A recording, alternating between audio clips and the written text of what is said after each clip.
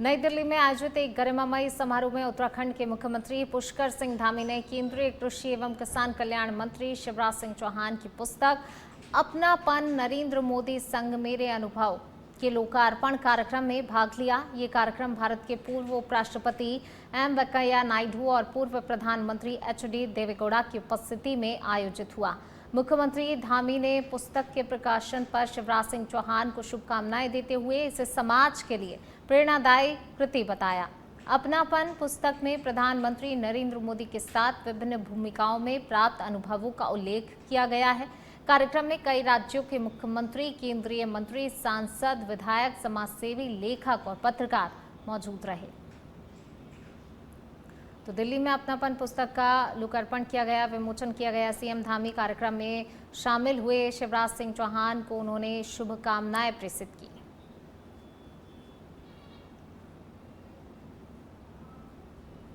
देहरादून में भाजपा प्रदेश प्रवक्ता नवीन ठाकुर ने कहा कि वैश्विक ऊर्जा संकट के बावजूद भारत में पेट्रोल डीजल की स्थिति पूरी तरह नियंत्रण में है और कहीं भी अफरा तफरी जैसे हालात नहीं है। उन्होंने पहाड़ी क्षेत्रों में पेट्रोल की किल्लत की खबरों को भ्रामक बताया। ठाकुर ने कहा कि उन्होंने स्वयं स्कूटी से चंपावत तक यात्रा की और रास्ते में कहीं भी ईंधन की समस्या नहीं आई। उन्होंने माना कि यात्रा सीजन के कारण कुछ स्थानों पर दबाव जरूर बढ़ा है, लेकिन जल्द ही स्थिति सामान्य हो जाएगी। इसके साथ ही उन्होंने प्रधानमंत्री नरेंद्र मोदी की ईंधन बचत की अपील का भी समर्थन करते हुए आमजन से छोटी दूरी के लिए साइकिल और लंबी दूरी के लिए सार्वजनिक परिवहन अपनाने की अपील की है।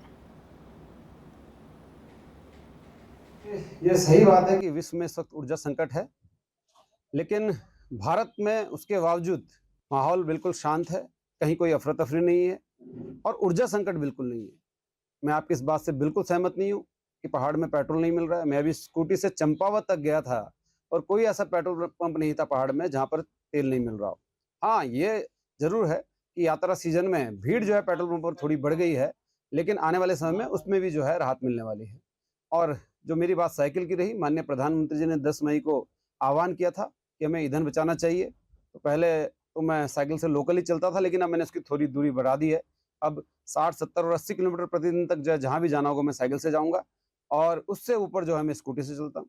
और उससे लंबा कहीं जाना पड़ा तो निश्चित तौर पर सार्वजनिक परिवहन का उपयोग मैं करूँगा। और यही आपके सभी मीडिया कर्मियों के माध्यम से मैं ये निवेदन करूँगा आम जन से, अपने युवाओं से, कि टू व्हीलर का उपयोग करें और लोकल तो कम से कम जो है साइकिल का उपयोग करें। इससे पर्यावरण की भी रक्षा होगी और दबाव जो है ट्रैफिक का भी कम होगा और निश्चित तौर पर जो है ग्लोबल वार्मिंग में भी आपका योगदान। उत्तराखंड एसटीएफ ने चारधाम यात्रा के दौरान हेलीकॉप्टर बुकिंग के नाम पर होने वाली साइबर ठगी के खिलाफ बड़ी कार्रवाई की है। एसटीएफ एसएसपी अजय सिंह के अनुसार यात्रा से पहले ही साइबर टीम को अलर्ट मोड पर रखा गया है, जिसके तहत अब तक करीब 250 फर्जी वेबसाइट्स को ब्लॉक किया जा चुका है। इसके साथ ही 134 संदिग्ध वेबसाइट के खिलाफ साइबर थाने में मुकदमा दर्ज किया गया है। जांच में सामने आया कि ये साइबर ठग देश के कुछ अन्य राज्यों में नेटवर्क संचालित कर रहे हैं। एसटीएफ लगातार सोशल मीडिया, व्हाट्सएप और फर्जी पेजों पर नजर रख रही है ताकि यात्रियों को ठगी से बचाया जा सके। यही सबसे काम पर फ्रॉड होता है और यात्री इसमें काफ़ी असुविधा इसमें होती है उनको। इसको देखते हुए यात्रा शुरू होने से पहले ही एसटीएफ की जो साइबर टीम है उसके द्वारा लगातार ऐसी वेबसाइट, फेक नंबर जो सर्कुलेट होते हैं बुकिंग के नाम पर, उन पर नज़र रखी जा रही थी और ऐसे करीब 250 के करीब ऐसी फेक वेबसाइट जो क्रिएट की गई थी उसके आधार पर उनको रिमूव कराया गया और 134 वेबसाइट जो लगातार ऐसे प्रलोभन देकर बुकिंग के नाम पर थी उनके खिलाफ एक केस यहाँ पर साइबर थाने में रजिस्टर्ड किया गया है। उसके आधार पर हमारी टीम काम कर रही है कि ये खासकर देखा गया एक दो प्रांतों से ही ये गैंग ऑपरेट कर रहा है और उस पर कार्रवाई के लिए भी टीमों को लगाया गया। साथ ही साथ कोई भी ऐसी फेक वेबसाइट, कोई ऐसा पेज बनता है या कोई ऐसा व्हाट्सएप नंबर जो ट्रैवल एजेंट के नाम पर, बुकिंग के नाम पर सोशल मीडिया में सर्कुलेट हो रहा है, उसको लगातार ट्रेस करते हुए उसको वहाँ से रिमूव भी किया जा रहा है। साथ ही साथ उसको अपनी इन्वेस्टिगेशन में।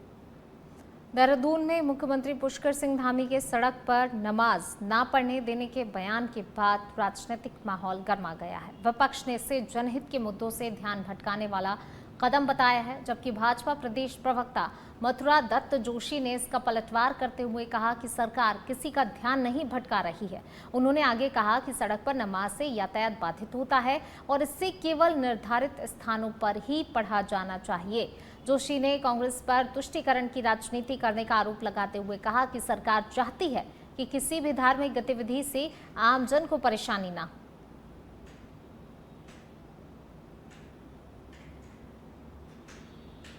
इस संबंध में आपने देखा होगा, जब उत्तर प्रदेश के माननीय मुख्यमंत्री जी का बयान आया था, तो माननीय हरीश रावत जी का बयान आया था, उसके बाद माननीय मुख्यमंत्री जी ने कहा कि हम उत्तराखंड में सड़क में किसी को भी नमाज पढ़ने की इजाज़त नहीं देंगे।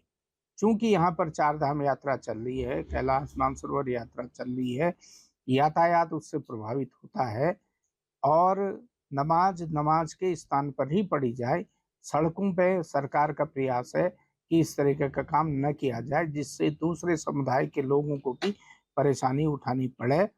लोग अपनी अगली पारी का इंतजार कर लें, लेकिन सरकार का पूरी तरीके से मानना है, माननीय मुख्यमंत्री जी का मानना है कि हम सड़क में नमाज अदा करने को किसी को भी इजाज़त नहीं देंगे, चाहे उसके लिए हमको कुछ भी करना पड़े। ये देवभूमि है, यहाँ के देवत्व को बचाना, यहाँ के तपत्व को बचाना, ये सरकार की सर्वोच्च प्राथमिकता। देहरादून में क्षेत्रीय सेवा योजन कार्यालय द्वारा 26 मई को कावेंट रोड स्थित परिसर में रोजगार मेले का आयोजन किया जाएगा। इस मेले में निजी क्षेत्र की team lease Anand Rathi share and stock brokers limited और कैंप 108 जैसी कंपनियां विभिन्न पदों पर भर्ती करेंगी। कुल 132 रिक्त पदों पर engineer, sales executive, management trainee, wireman सहित कई पदों के लिए चयन होगा। इसमें 10वीं से लेकर स्नातक, ITI, diploma, BBA, MBA, B pharma, ANM और GNM पास अभ्यर्थी भाग ले सकते हैं। चयनित उम्मीदवारों को 13,550 से लेकर 25,000 रुपए तक मासिक वेतन मिलेगा। रोजगार मेले के लिए प्री रजिस्ट्रेशन 20 मई से शुरू होगा। लघु रोजगार मेले का आयोजन किया गया है, जिसमें कि 5 कंपनियों ने प्रतिभाग किया है और ग्रेजुएशन से लेकर 10th graduation, inter, MBA, B pharma और डिप्लोमा होल्डर्स के लिए वैकेंसीज़ हैं, जिसमें 13,000 से 25,000 तक सैलरी दी जाएगी। 132 वैकेंसीज़ हैं हमारे पास और अभी तक हमारे यहाँ 80 से ज़्यादा अभ्यर्थियों ने प्रतिभाग किया है और ये मेला 10 बजे से 3 बजे तक चलेगा। तो अभी और बच्चों के आने की संभावना है। इसी क्रम में मैं आपको ये बताना चाहूँगी कि इस विभाग ने एक टोल फ्री नंबर भी शुरू किया है, जिसका शॉर्ट कोड है 155267, जिससे बच्चे किसी भी हमारी जो प्रदेश में योजनाएं चल रही हैं उसके संबंध में जानकारी ले सकता है, रोजगार मेले के संबंध में जानकारी ले सकते हैं। उत्तराखंड में अगले 24 घंटों के दौरान भीषण गर्मी से लोगों को परेशानी का सामना करना पड़ सकता है। मौसम विभाग के अनुसार मैदानी क्षेत्रों में तापमान 40 डिग्री सेल्सियस तक पहुंचने और पहाड़ी इलाकों में 30 डिग्री से अधिक रहने की संभावना है। इसी को देखते हुए अगले 2 से 3 दिनों के लिए हीट वेव का येलो अलर्ट जारी किया गया है। मौसम विभाग के निदेशक CS तोमर ने बताया, अगले 24 से 72 घंटों तक तापमान में खास बदलाव की संभावना नहीं है। हालांकि 5 जनपदों में हल्की से मध्यम बारिश हो सकती है। 28 से 30 मई के बीच राज्य के कई हिस्सों में बारिश की गतिविधियां बढ़ने की संभावना भी जताई गई है। पिछले 24 घंटे के दौरान भी हमारे को जो है उत्तराखंड में 3-4 स्टेशन पे जो है 40 डिग्री और इसके आसपास टेम्परेचर प्राप्त हुए और ये प्लेन्स वाले एरिया में, और जो हिली एरिया है वहाँ भी 30 और उसके आसपास टेम्परेचर 3-4 जगह पे मिले हैं। तो ऐसा इस सिमिलर जो पिछले अगले जो 24 से 48 72 घंटे के दौरान जो है टेम्परेचर में ज़्यादा वेरिएशन नहीं है दिख रहा है। तो इसको मद्देनजर रखते हुए हमने अभी येलो अलर्ट जारी किया है हीट वेव का अगले 2 से 3 दिन के लिए, जैसे मैंने बताया 72 घंटे के लिए। बाकी वेदर एक्टिविटी में अगर देखें तो अभी हम जो एक्सपेक्ट कर रहे हैं आज अगले 24 घंटे में जो ऊपर के हमारे 5 नॉर्थ के 5 जनपद है, उत्तरकाशी, चमोली, रुद्रप्रयाग और बागेश्वर में, वहाँ पे हम कुछ स्थानों पर हल्की से मध्यम दर्जे की बारिश जो है कुछ कहीं पे देख सकते हैं। और बाकी जो हिली हमारे जनपद है उसमें जो है बहुत हल्की से हल्की बारिश कहीं कहीं पे। उत्तराखंड में लगातार बढ़ रही वनाग्नि की घटनाओं को देखते हुए वन विभाग ने सख्त रुख अपनाया है। विभाग ने बताया कुछ स्थानों पर जानबूझकर जंगलों में आग लगाने के मामले सामने आए हैं, जिस पर कार्रवाई करते हुए कई लोगों के खिलाफ मुकदमे दर्ज किए गए हैं, कुछ को गिरफ्तार किया गया है। वन विभाग ने स्पष्ट चेतावनी दी है, जंगलों में आग लगाने या ऐसी गतिविधियों में शामिल पाए जाने वालों के खिलाफ कड़ी कानूनी कार्रवाई की जाएगी। विभाग की टीमें लगातार निगरानी कर रही हैं और वन क्षेत्रों में गश्त भी बढ़ा दी गई है ताकि वन संपदा को नुकसान से बचाया जा सके। जानबूझकर जंगल में वन क्षेत्र में आग लगाते हुए कुछ लोगों को हमारे वन कर्मचारियों द्वारा पकड़ा भी गया है। उसकी डिटेल वर्तमान में मेरे पास नहीं है, परंतु ऐसी सूचना हमारे कार्यालय को भी है और उसकी डिटेल्स जब जानकारी मिल जाएगी तो आपको हम साझा करेंगे। गदरपुर विधानसभा क्षेत्र में 2027 चुनाव से पहले राजनीतिक गतिविधियां तेज हो गई हैं। पूर्व कैबिनेट मंत्री एवं विधायक अरविंद पांडे के आवास पर लगातार बड़े नेताओं की आवाजाही से सियासी चर्चाएं बढ़ गई हैं। हाल ही में पौड़ी गढ़वाल सांसद अनिल बलूनी, पूर्व मुख्यमंत्री व हरिद्वार सांसद त्रिवेंद्र सिंह रावत ने उनके आवास पर अलग अलग मुलाकात की, जिसके बाद क्षेत्र में राजनीतिक अटकलें तेज हो गई हैं। हालांकि इन बैठकों को लेकर कोई आधिकारिक बयान अभी फिलहाल सामने नहीं आया है। राजनीतिक जानकार इसे आगामी चुनाव को लेकर रणनीतिक बैठकों से जोड़कर देख रहे हैं। सामान्य है, बाकी बोलते ना जाकी रही भावना, जैसी कर्म मुहूर्त देखी थी ऐसी चलता रहता थोड़ा बहुत। कल अनिल जी आए, आप स्वयं आए पर क्या क्या ये संयोग है कि कल आए थे यहाँ पर। मैं तो कई जगह गया हूँ, पार्टी के पुराने कार्यकर्ता हैं, सुख दुख की घटनाएं हैं, उनके घरों पर नहीं हुई। क्या भाजपा में सब कुछ सही है? देहरादून में सड़क पर नमाज को लेकर मुख्यमंत्री पुष्कर सिंह धामी के सख्त रुख के बाद राजनीतिक बहस तेज हो गई है। हाल ही में एक कार्यक्रम में सीएम धामी ने कहा था कि नमाज केवल निर्धारित स्थान पर ही पढ़ी जानी चाहिए और सार्वजनिक व्यवस्था को बाधित नहीं किया जा सकता। इस बयान के बाद विपक्ष ने सरकार पर जमकर निशाना साधा। कांग्रेस प्रदेश प्रवक्ता गरिमा धसौनी ने आरोप लगाया कि सरकार सामाजिक ध्रुवीकरण की राजनीति कर रही है और विकास के मुद्दों से ध्यान भटका रही है। वहीं भाजपा ने मुख्यमंत्री के बयान का समर्थन किया है। भाजपा प्रदेश अध्यक्ष महेंद्र भट्ट ने कहा कि सीएम का उद्देश्य केवल कानून व्यवस्था और यातायात व्यवस्था को सुचारू रखना है, इसलिए किसी को भी इस पर आपत्ति नहीं होनी चाहिए।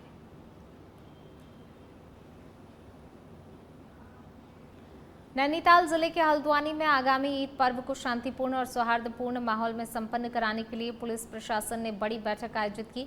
पुलिस सभागार में हुई इस बैठक में विभिन्न धर्मों के प्रतिनिधियों, मुस्लिम समाज के गणमान्य लोगों, प्रशासनिक अधिकारियों ने भाग लिया।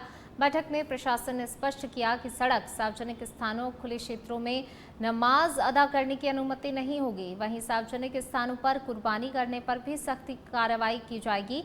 अधिकारियों ने कहा कि शासन के निर्देशों का पूरी सख्ती से पालन कराया जाएगा। वहीं बैठक में मौजूद मुस्लिम समाज के लोगों ने भी प्रशासन के फैसले का समर्थन करते हुए कहा कि ईद की नमाज केवल चिन्हित स्थानों और निर्धारित ईदगाहों में ही अदा की जाएगी। प्रशासन ने बनभूलपुरा सहित संवेदनशील इलाकों में अतिरिक्त पुलिस बल तैनात करने और अफवाह फैलाने वालों पर कड़ी कार्रवाई की बात कही है।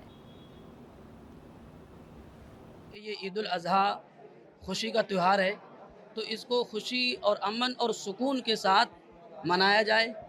किसी दूसरे व्यक्ति को कोई ठेस, कोई तकलीफ़ ना पहुंचाई जाए, किसी की भावनाओं को कोई तकलीफ़ ना पहुंचाई जाए। और क़ुरबानी का मतलब ही यही होता है और खुशी के त्यौहार का यही मतलब होता है कि किसी को किसी तरीके की कोई ठेस, कोई तकलीफ़ ना पहुंचाई जाए।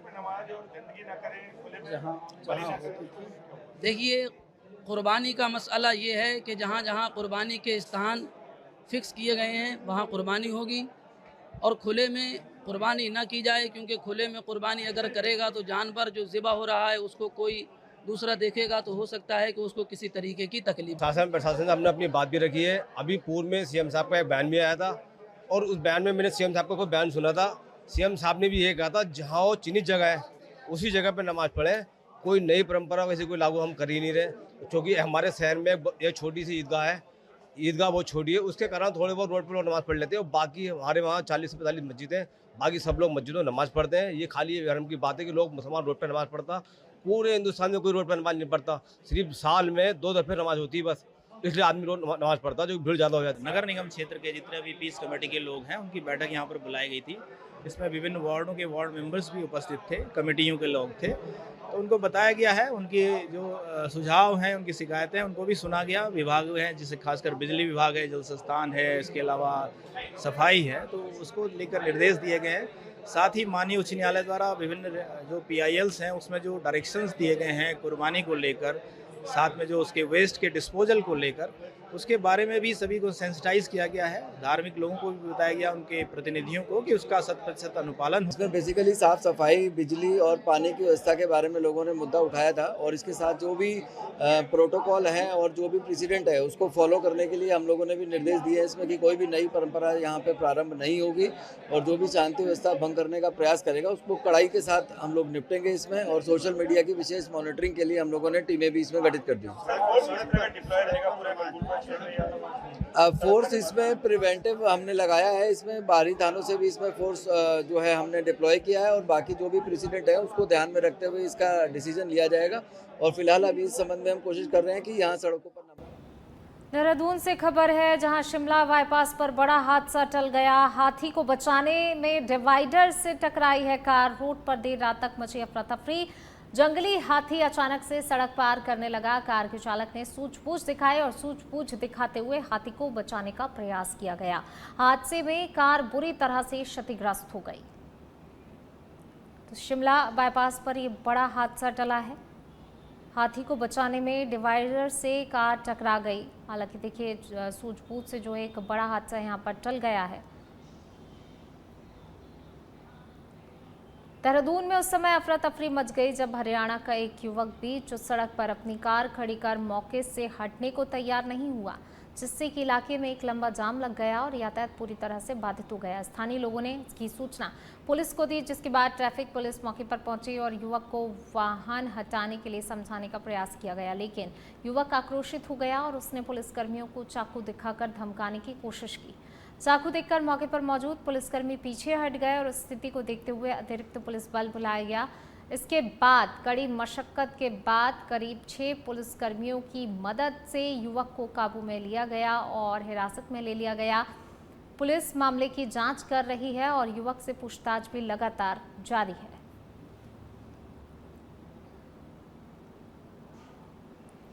देहरादून के प्रेमनगर में पार्सल डिलीवरी को लेकर हुए विवाद ने हिंसक रूप ले लिया। पार्सल वापस ले जाने से इनकार करने पर आरोपी ने डिलीवरी बॉय पर धारदार हथियार से हमला कर उसे गंभीर रूप से घायल कर दिया। मामले को गंभीरता से लेते हुए दून पुलिस ने ऑपरेशन प्रहार के तहत कार्रवाई करते हुए 24 घंटे के भीतर ही आरोपी सुमित लोधी को गिरफ्तार कर लिया। पुलिस ने आरोपी की निशानदेही पर घटना में प्रयुक्त धारदार हथियार बरामद कर लिया है। प्रेमनगर पर श्री नवीन कुमार द्वारा एक तहरीर दी गई, जिसमें इनके द्वारा बताया गया कि ये न्यू स्मिथ नगर में जब सुमित लोधी को कुछ सामान डिलीवर करने गए थे तो सामान गलत है और उसकी रिटर्न को लेके इन दोनों में आपस में विवाद हो गया, जिस पर सुमित लोधी ने कमरे में जाकर एक धारदार हथियार लाया और इन पर जानलेवा हमला किया गया। धारा 109 BNS के अंतर्गत अभियोग पंजीकृत कर लिया गया है। मामले की गंभीरता को देखते हुए तुरंत पुलिस टीम गठित की गई, जिसने अलग अलग जगहों पर सुमित लोधी की तलाश शुरू कर दी। सुमित लोधी को मोहनपुर चाय बागान से गिरफ्तार कर लिया गया है और उनकी निशानदेही पर वो धारदार हथियार भी बरामद कर लिया गया है। पूरे मामले के अब आगे जो भी वैधानिक कार्रवाई होगी वो पूरी। चमोली जिले के विष्णुप्रयाग क्षेत्र में सोमवार को एक महिला तीर्थयात्री के गंभीर रूप से घायल होने की घटना सामने आई है। बताया जा रहा है कि महिला अचानक से गिर गई थी, जिसके बाद उसे तुरंत ही अस्पताल ले जाने की कोशिश की गई, लेकिन मौके पर लगे भारी जाम के कारण एम्बुलेंस घटनास्थल तक नहीं पहुंच सकी। यहां तक कि जिस वाहन से घायल महिला को ले जाया जा रहा था वह भी जाम में फंस गया। स्थिति की गंभीरता को देखते हुए जोशीमठ पुलिस ने तत्कालीन मोर्चा संभाला और नटराज चौक से सामुदायिक स्वास्थ्य केंद्र तक महिला को स्ट्रेचर के माध्यम से पैदल ही पहुंचाया गया। पुलिस की तत्परता और सूझबूझ से घायल महिला को समय पर उपचार मिल सका। चारधाम यात्रा के दौरान जोशीमठ पुलिस लगातार यातायात व्यवस्था संभालने के साथ साथ यात्रियों की मदद में भी सक्रिय भूमिका निभा रही है।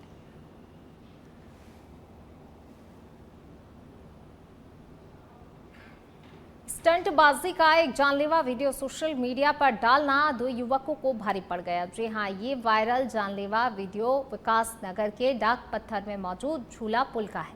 पूरी कहानी समझने से पहले जरा आप भी इस वीडियो को गौर से देख लीजिए। वीडियो में बहुत से युवक झूला पुल पर खड़े हुए हैं और इनमें से 2 युवक रील बनाकर मशहूर होने की चाहत में देखिए कैसे अपनी जान को जोखिम में डालते हुए नजर आ रहे हैं। वीडियो में ये दोनों युवक बारी बारी से शक्ति नहर के गहरे पानी में छलांग लगाते हुए दिखाई देते हैं। वीडियो वायरल होते ही हरकत में आई विकासनगर पुलिस ने दोनों ही आरोपी युवकों को हिरासत में ले लिया। हिरासत में लेकर उन पर कार्रवाई कर डाली। रील में हीरो बन रहे ये युवक पुलिस की गिरफ्त में आते ही गिड़गिड़ाने लगे और अपनी गलती का पछतावा होने के बाद ये युवक माफी मांगते हुए दूसरों को ऐसा ना करने की अपील भी करते नजर आए।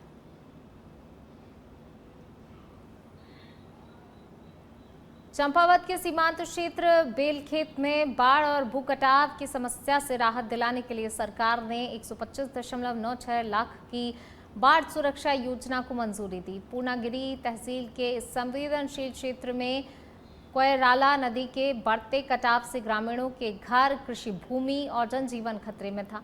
जुलाई 2024 की अतिवृष्टि और बादल फटने की घटनाओं के बाद मुख्यमंत्री पुष्कर सिंह धामी के निर्देश पर सिंचाई विभाग ने सुरक्षा योजना तैयार की थी। योजना के तहत नदी किनारे 225 मीटर लंबी चली जीआई वायर क्रेट संरचना बनाई जाएगी, जिससे कि कटाव और बाढ़ के खतरे को नियंत्रित किया जा सकेगा। परियोजना पूरी होने के बाद बेलखेत क्षेत्र को दीर्घकालिक सुरक्षा मिलने और विकास कार्यों को गति मिलने की उम्मीद है।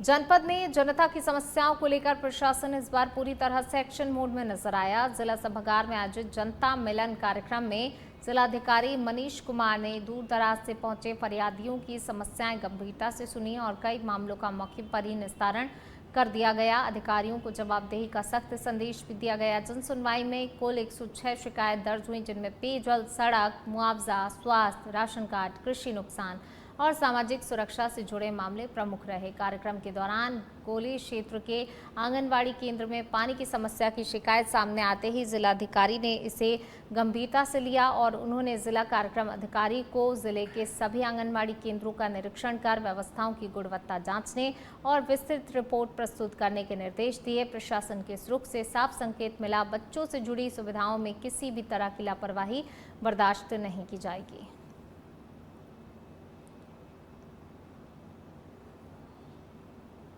उत्तराखंड की पौराणिक नगरी लाखा मंडल में निजी निर्माण कार्य के दौरान जेसीबी से खुदाई में प्राचीन मूर्तियां और शिल्पखंड मिलने से क्षेत्र में हड़कंप मच गया। पुरातत्व विभाग की प्रारंभिक जांच में अवशेष 10वीं 11वीं शताब्दी के बताए जा रहे हैं, जिन्हें सुरक्षित संरक्षण में ले लिया गया है। संरक्षित क्षेत्र में खुदाई को लेकर लाखा मंडल शिव मंदिर समिति ने विरोध जताते हुए इसे ऐतिहासिक धरोहर के लिए खतरा बताया है। मामले में शिकायत के बाद एसडीएम प्रेमलाल ने राजस्व टीम को जांच के निर्देश दिए, जबकि पुरातत्व विभाग ने संबंधित पक्ष को नोटिस जारी कर खुदाई रोकने के आदेश दिए। महाभारत कालीन लाक्षागृह से जुड़े इस क्षेत्र में पहले भी कई प्राचीन अवशेष मिल चुके हैं, जिससे कि स्थानीय लोग पूरे क्षेत्र के वैज्ञानिक सर्वे की मांग कर रहे हैं। पास में हमने नोटिस भी दिया हुआ है, वहाँ से एक मूर्ति निकली है जो पैर उसका थोड़ा भगना अवस्था में। मूर्ति को खबर हमको लगी, अपने स्टाफ, लोकल स्टाफ जो एनटीएस है उन्होंने हमको लिखित रूप में प्रेषित किया था। उसके बाद हमारा जो कंजर्वेशन असिस्टेंट बैठते हैं उन्होंने भी हमको इन्फॉर्म किया था। तत्काल प्रभाव से मूर्ति को बरामद किया गया और अपने संरक्षण में लिया गया। अभी मूर्ति हमारे स्कल्पचर सेट में है, लाखा मंडी में। तो हम लोग नोटिस दे रहे हैं और पुनः एक बार नोटिस और देंगे। उसके बाद मामले उनकी जो भी अवैध निर्माण है उसको डिसमेंटल करने के लिए आगे। देहरादून में भाजपा के राष्ट्रीय अध्यक्ष नितिन नवीन के उत्तराखंड दौरे को लेकर तैयारियां तेज हो गई हैं। भाजपा प्रदेश कार्यालय को सजाया जा रहा है और कार्यकर्ताओं में उनके प्रथम देवभूमि आगमन को लेकर उत्साह है। प्रदेश अध्यक्ष महेंद्र भट्ट ने बताया कि 28 मई को वे कोर कमेटी और मंत्रिपरिषद की बैठक में शामिल होंगे, जबकि 29 मई को बूथ कार्यकर्ताओं की बैठक को संबोधित करेंगे और एक कार्यकर्ता के घर जलपान करेंगे। इसी दिन सांसद, विधायक और संगठन पदाधिकारियों के साथ भी बैठक होगी। 30 मई को वे 18 से 35 वर्ष के युवाओं से संवाद करेंगे। ये दौरा 2027 चुनाव की तैयारियों को लेकर संगठन को मजबूत करने पर केंद्रित रहेगा। उत्तराखंड भारतीय जनता पार्टी कार्यकर्ताओं के अंदर एक उत्साह का वातावरण खड़ा करेगा। 2027 का वर्ष है, चुनावी वर्ष है। चुनावी वर्ष में राष्ट्रीय अध्यक्ष जी का मार्गदर्शन हम सबके लिए बहुत महत्वपूर्ण रहने वाला है। जहां राष्ट्रीय अध्यक्ष जी बूथ के कार्यकर्ता के यहाँ जलपान कर रहे हैं, वहीं एक बूथ इकाई की बैठक को लेंगे, जिले की बैठक को लेने वाले हैं। और उत्तराखंड के जो निचले स्तर के निर्वाचित जो हमारे जनप्रतिनिधि हैं, निचले स्तर में इसलिए कह रहा हूँ कि नगर पालिका, नगर निगम, इससे जुड़े हुए जो हमारे छोटी इकाई है, छोटी इकाई के जनप्रतिनिधियों के साथ भी बैठक लेंगे। तो एक एक कार्यकर्ता को चुनाव में लग जाए, एक एक कार्यकर्ता की भूमिका चुनाव में दिखाई दे, उस सब का समावेश इस भ्रमण के दौरान उनका रहने वाला है।